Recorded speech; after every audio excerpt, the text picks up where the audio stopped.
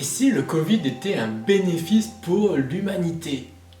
Ouais, ça peut paraître totalement contre-intuitif de se dire ça, et même dans une telle situation aujourd'hui où on voit la crise dans laquelle on est, comment est-ce que Gaël, tu oses dire que le Covid peut être un bénéfice pour nous? Et bien justement, dans l'extrait que je vais vous partager aujourd'hui de mon podcast, je vais vous expliquer d'un point de vue spirituel comment est-ce que justement on peut avoir ce regard, comment on peut prendre du recul par rapport à la situation actuelle du Covid et comprendre quand même qu'il y a peut-être un réajustement à faire par rapport à notre conception de bien et de mal. Mais avant cela, balançons le générique.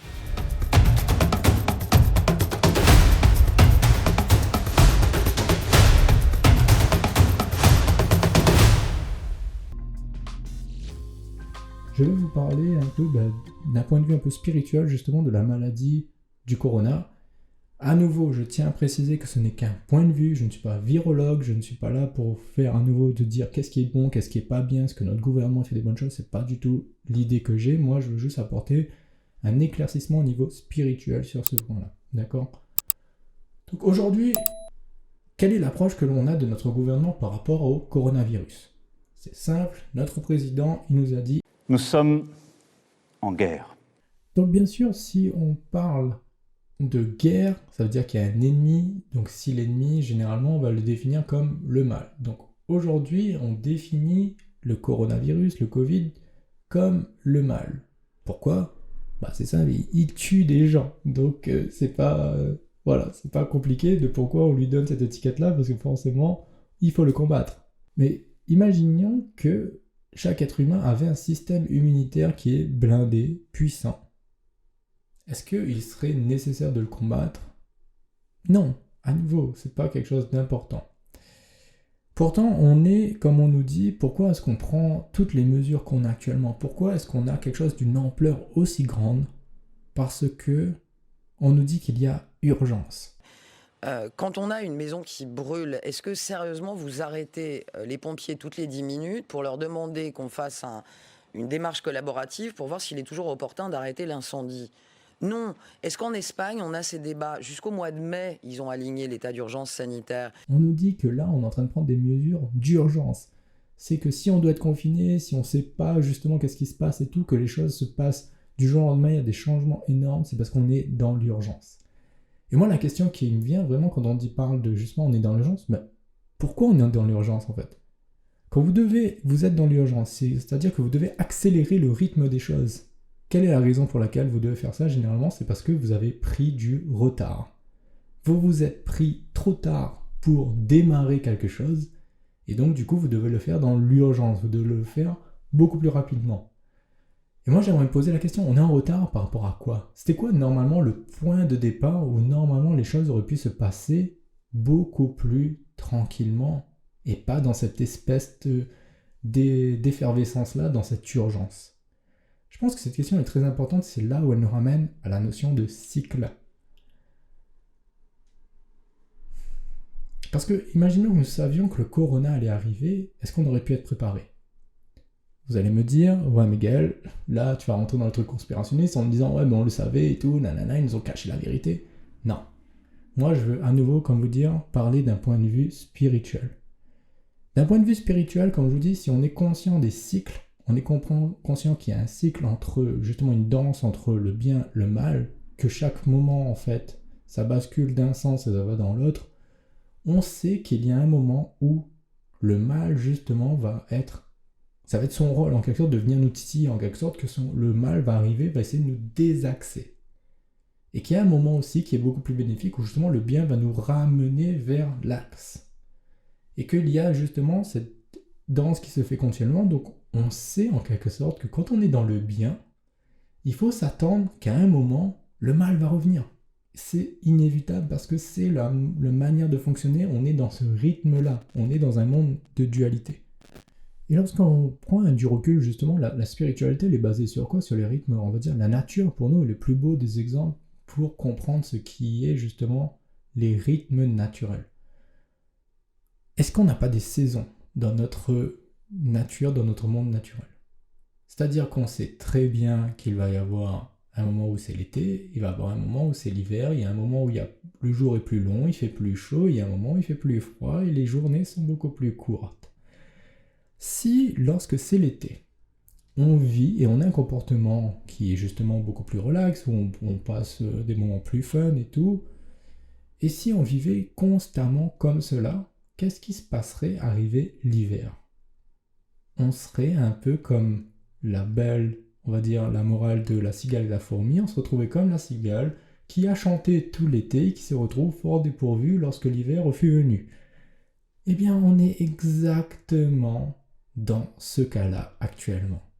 C'est-à-dire qu'on a agi depuis des années comme si c'était l'été constamment, et que là, maintenant que le coronavirus arrive, c'est-à-dire que c'est au tour du mal, en gros, de faire sa danse, eh bien, on n'est pas prêt. On ne s'est pas préparé, on est pris de court, et donc on se retrouve à devoir faire des mesures d'urgence qui sont totalement contre-intuitives et complètement contre nature. Parce que, justement, on a vécu en étant déconnecté de ces cycles-là. Concrètement, qu'est-ce que ça veut dire quand je dis qu'on a vécu, que se comporter comme si c'était l'été tout le temps? Le problème, c'est qu'aujourd'hui, on ne respecte plus les cycles des saisons et que nos besoins physiologiques aussi ne sont plus en accord avec ces cycles. C'est-à-dire qu'on ne mange pas en accord avec les cycles, on ne s'exerce pas suffisamment, on ne dort pas de manière cohérente. On a justement un monde qui est stressant. Donc tous ces facteurs-là, forcément, sur lesquels nous n'avons pas travaillé, nous n'avons rien fait, nous avons fait au contraire qu'accentuer tout ça, ce rythme, on n'a fait qu'accélérer les choses, la production, la surconsommation, l'écologie, tout ça, en fait, forcément a affaibli tout notre système immunitaire. Et donc lorsque l'on a justement un virus d'une ampleur comme le Covid, eh bien il a un impact.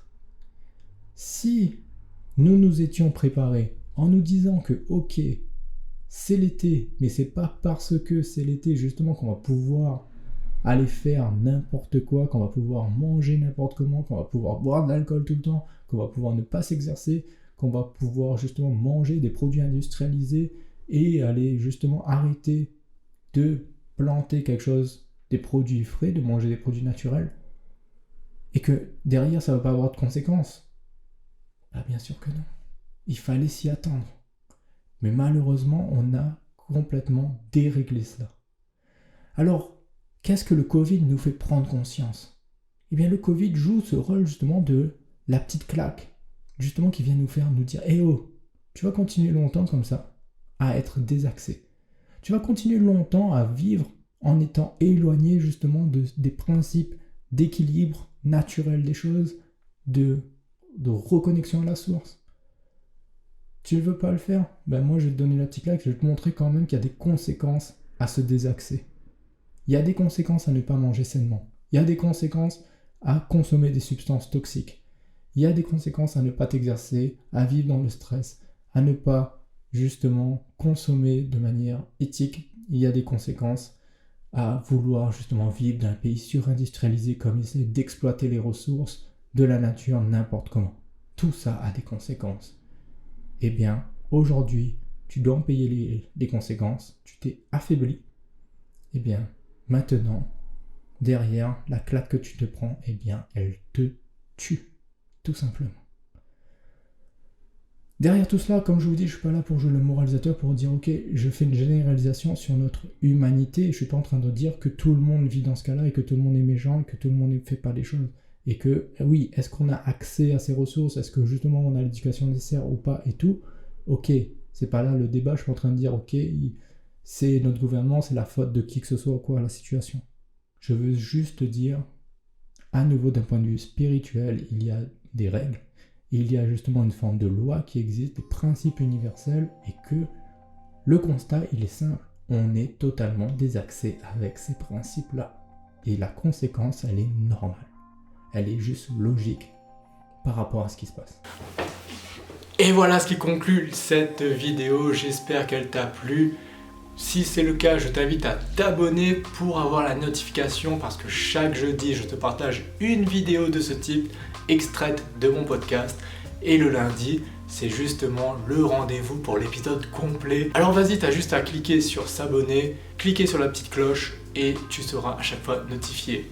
D'ici là, je te souhaite une excellente journée, prends soin de toi et surtout, ne va jamais à l'encontre de ce que te dit ton cœur. Bye bye.